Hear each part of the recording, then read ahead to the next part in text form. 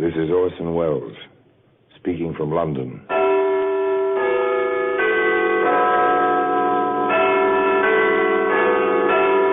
The Black Museum, the repository of death.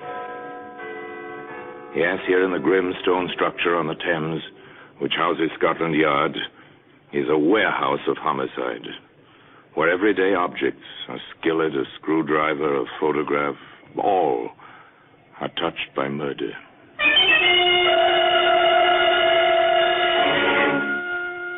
Here's a .22 caliber pistol. It's a familiar object. You've seen one or its picture. Never touched one. An elegant little weapon, blue steel, mother of pearl inlaid grip, beautiful in its dainty, snub-nosed wickedness. A lady's weapon, wouldn't you say, Pepper? Looks as if it wouldn't harm a fly. Pretty in its way, Inspector. Pretty and dangerous. There ought to be a law forbidding the manufacture of these toys. Every one of them is capable of death. Well, today, this little blue .22 can be found among the exhibits in the Black Museum.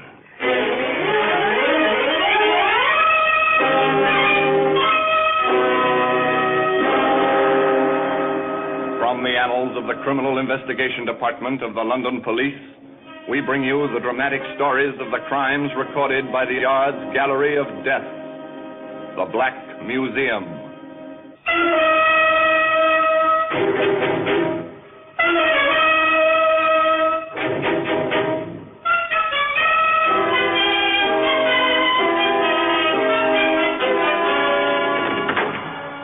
Well, here we are in the Black Museum. Scotland Yard's Museum of Murder. It's an impressive place, the kind of echoing awe which comes from a vaulted ceiling and somber lighting. Weird, fantastic, with a harsh, real fantasy that comes with murder. Here lies death, and so neatly. Each object placarded with a small white card labeled with black lettering, name, place, date, disposition of the case. Here's an odd-looking ashtray, soapstone. It's carved rather nicely with the crouching figure of a woman. Something decorative for your living room, but observe closely now the red-brown stain on the rim. Lift up the tray, hold it by the figure of the woman. Oh, yes, it's comfortable in your hand, and suddenly, this is a weapon. Ah, here we are, the little blue .22. Well, it's silent now. It was silent, too, during Vivian Davis's cocktail party in London's smart, sophisticated West End. In Vivian's quite chic apartment. It was not destined to be silent, though. Not very long. It's a nice place, Vivian's apartment, if you go for ultra-modern glass and metal combinations. Nice people, too. Well, nice looking, anyway. Young men are quite impeccable. The young ladies are lovely, lush, well aware of the well-put-together attractiveness. Oh, yes, these are the chic young people. Larry, darling, have you been watching Vivian and Donald? What else, sweet? They are at dagger points, aren't they? Well, frankly, Larry, if Viv has one more martini, she'll kill Donald with a look. An alcoholic look, at any rate. But why all the fuss and bother? If Donald wants to play, she ought to let him. I know at least 3 males who are perfectly willing to give Viv a time, really. Mm-hmm. Including yourself, Larry, my sweet? No, darling, I'm the 4th. But then why bother? A trifle strange, isn't it? The ultra-sophisticated, the over-civilized, and yet, beneath the polish, the same old jealousy that you can find in savages. Oh, yes, simple jealousy. For instance, at this moment, Vivian herself is approaching the chrome and plastic bar where Donald is mixing a drink. Donald, haven't you had enough? You're quite tight, you know. Am I? Really? I asked you, Donald, haven't you had enough? I don't believe I have. Will you have one, dear? I've had enough, let me tell you. This is my party. You might be polite enough to pay some attention to me and a little less to that strawberry blonde. Ah, she's quite attractive in a leggy sort of way. Oh, yes, quite elemental beneath the polished surface. An interesting situation. It continues, of course, as long as the party lasts.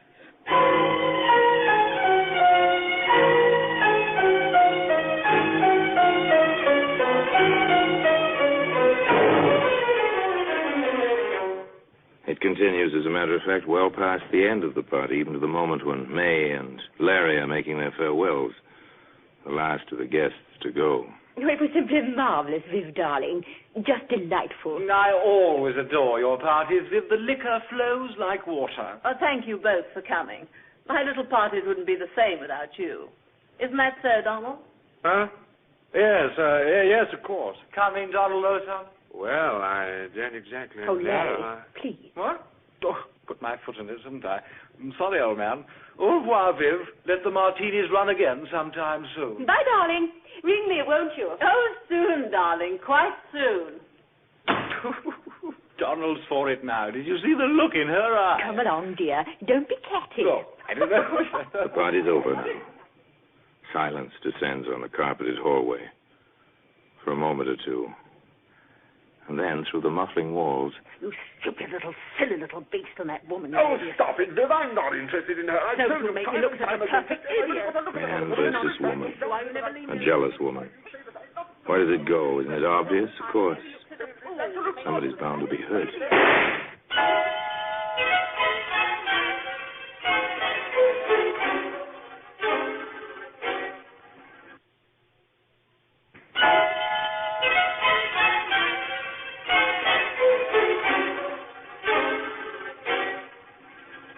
Inspector Summers and Detective Pepper arrived quickly from the yard. This seems to be the weapon, Inspector. A .22. Blue steel, mother-of-pearl grip. A lady's weapon, wouldn't you say, Pepper? Looks as if it wouldn't harm a fly. Pretty in its way, Inspector. Pretty and dangerous. There ought to be a law forbidding the manufacture of these toys. Every one of them is capable of death. Funny, What is? the body out here on the landing. Yes. Well, we'll find the reason for that shortly. Not much blood. 22s don't make much of a hole. Stay here, Pepper. I want the pathologist to see the body before it goes to the morgue. You know the procedure. I'll be inside with the prime and only suspect. Yes, sir. I understand.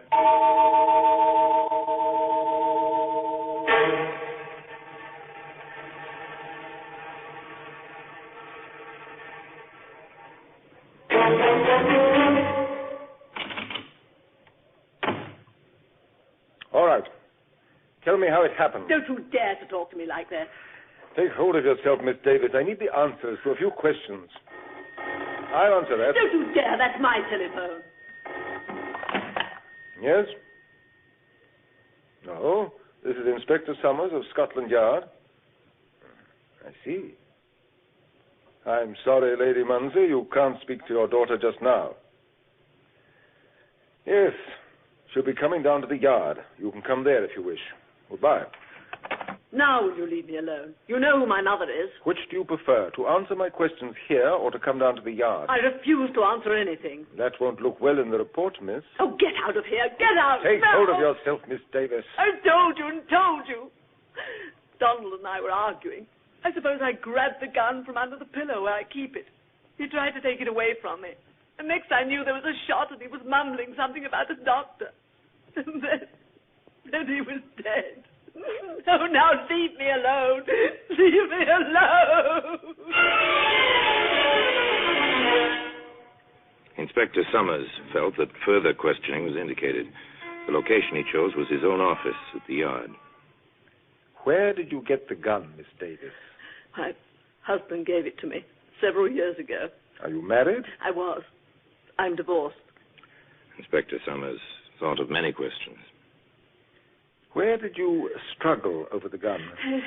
In the bedroom. I see. Why do you use linoleum for a floor covering in the bedroom? Oh, because it's easy to keep clean and because it's chic and because... Oh, what has that to do with Donald? I'm asking the questions, Miss Davis. Oh, yes, there were many, many questions. How long have you lived at that address? How long did you know Donald Martin?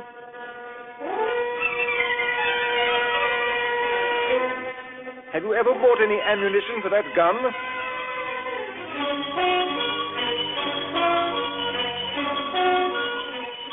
What were you quarreling about? It went on.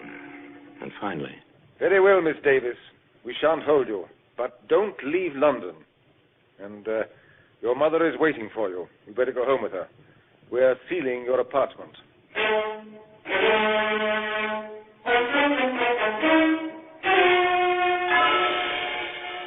An inconvenient matter, violent death from a gunshot wound.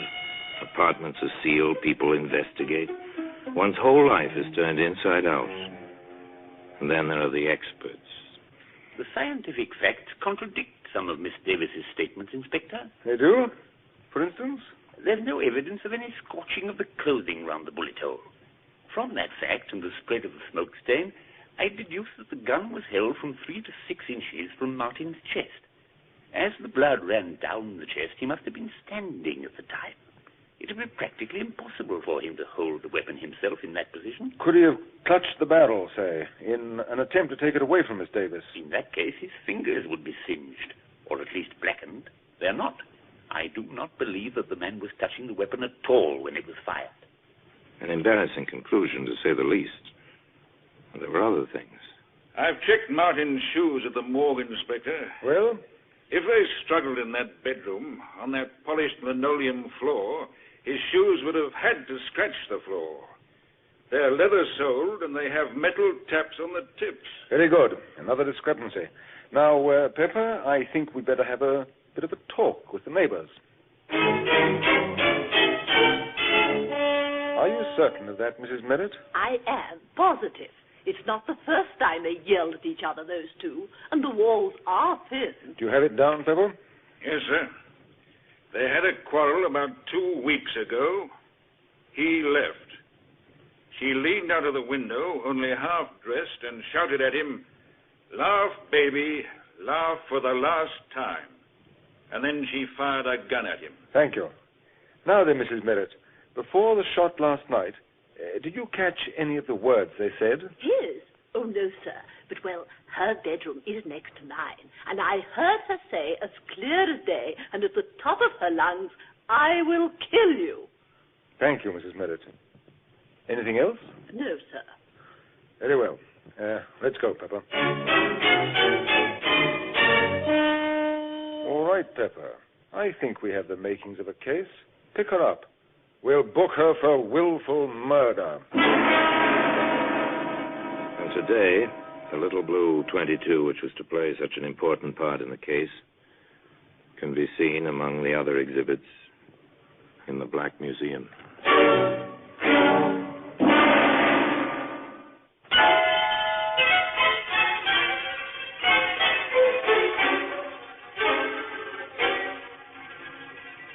As the inspector said, they felt they had a case. The evidence was piling up. Vivian Davis was arrested. Her defense counsel was a distinguished member of the bar, and the prosecutor assigned was no less brilliant. But some of the conversation about the case was well, a lot less brilliant.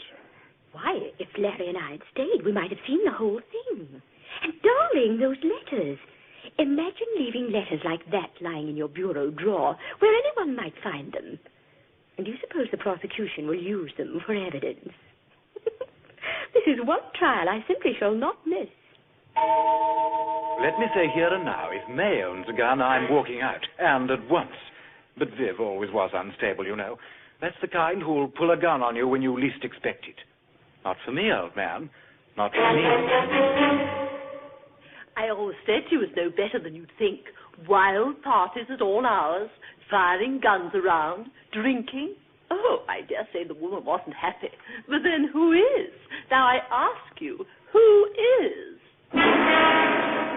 Poor Viv. I understand the food in prison is all starches. Seen the headlines? This is a juicy one, what? I feel witness. You don't say. Really now, you don't say. They tried the case in public gossip long before it came to proper trial.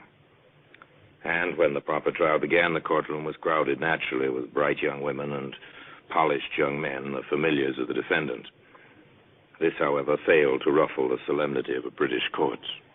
I shall permit no demonstrations. At the least lapse from proper decorum, I shall have the courtroom cleared. And that settled that. The trial proceeded. Vivian Davis, in simple black, sat in the dock between the two wardresses assigned to guard her. On the witness stand, the pathologist repeated his evidence and his conclusions with the prosecution. There was no cross-examination. With Inspector Summers, it was another matter. Inspector, you heard the prison doctor testify that when Miss Davis was admitted to the prison after her arrest, he found bruises on her arm and on one thigh. Yes, sir. And that such bruises might have been sustained in a struggle. Yes, sir. Very well. Now then, in your experience, have you found that when one person handles a gun, that person's fingerprints are usually found on the weapon?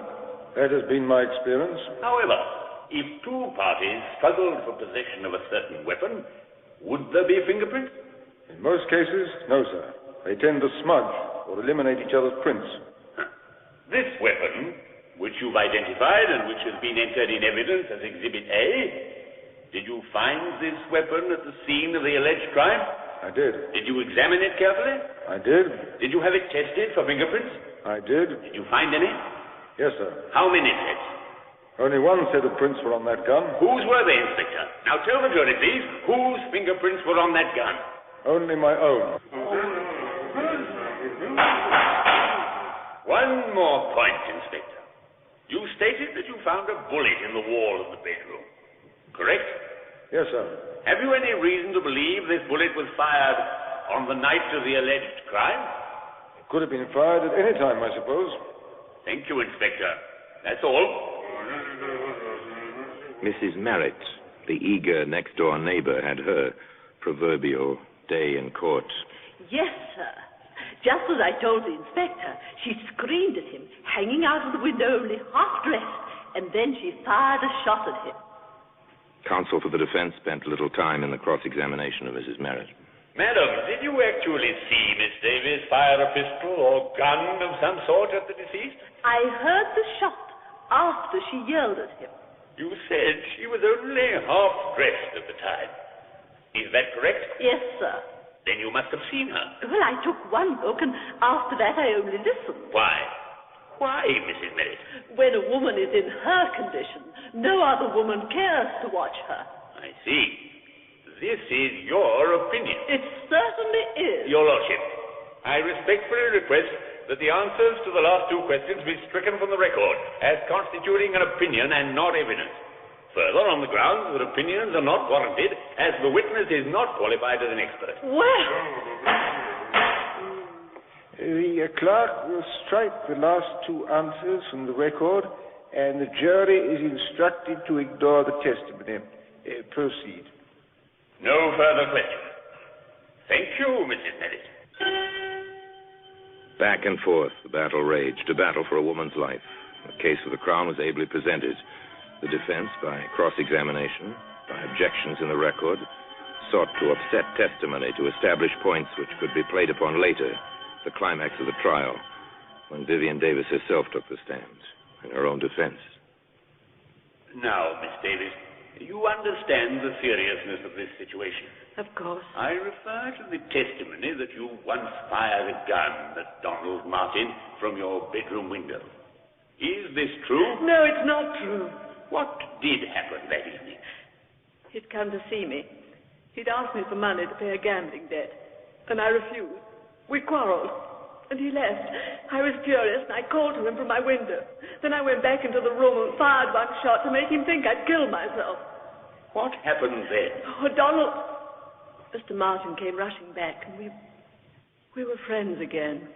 Miss Davis, have you ever pointed a weapon at Mr. Martin? No, never. Have you wanted to? No, never. Did you shoot him the night he died? No! Have you any recollection of his having spoken to you between the time he was shot and the moment he died? I'll never forget it as long as I live. What did he say? He said, I wish the doctor would hurry. I want to tell him that this was an accident. It's not your fault. He said it over and over. And then he was dead.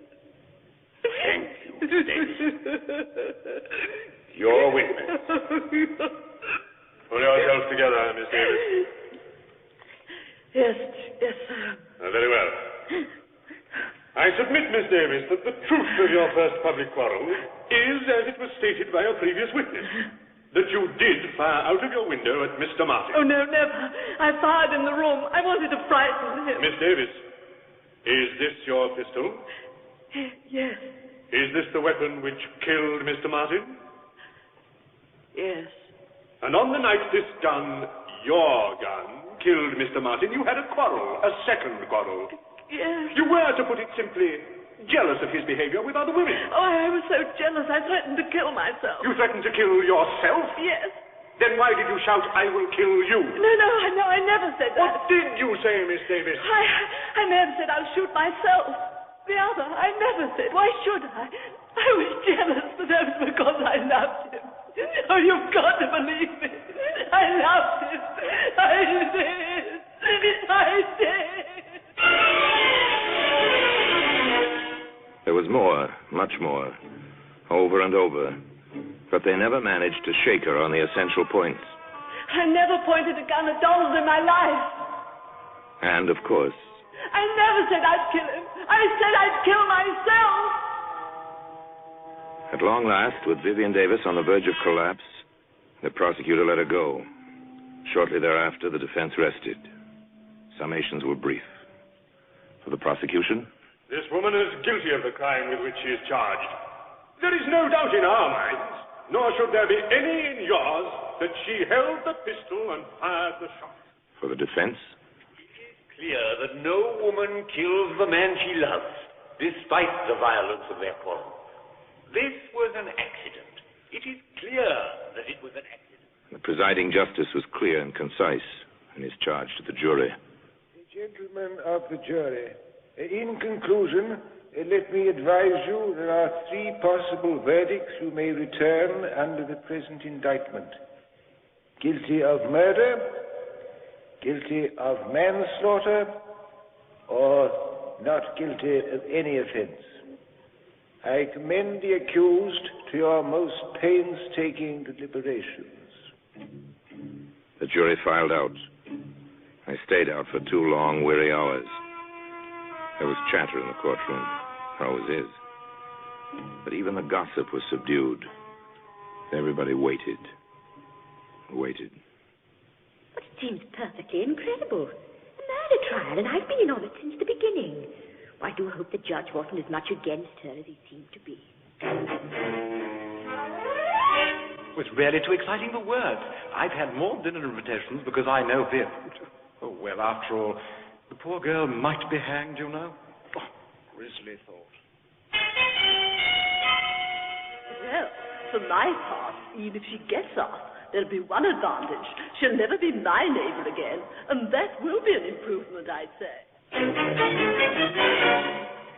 And at long last, the waiting was over. The prisoner arose in the dock, the judge's request. The foreman of the jury faced the prisoner in the court.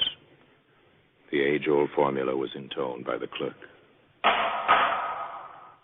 Members of the jury, have you agreed upon a verdict? We have.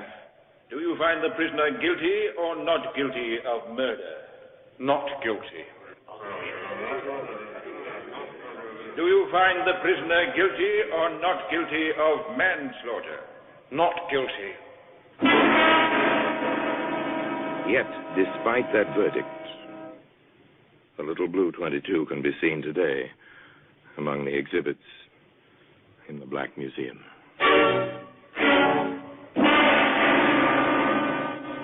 Yes, they let Vivian Davis go free.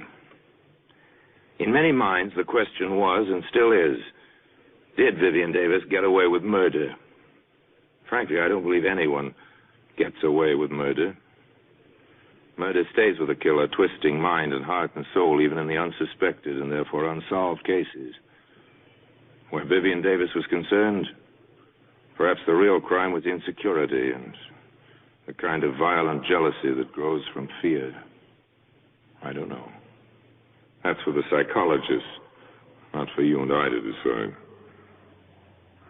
Meanwhile, the little blue 22 remains in its customary place in Scotland Yard, in the Black Museum. And now, until we meet again next time, in the same place, and I tell you another story about the Black Museum, I remain, as always, obedient for yours.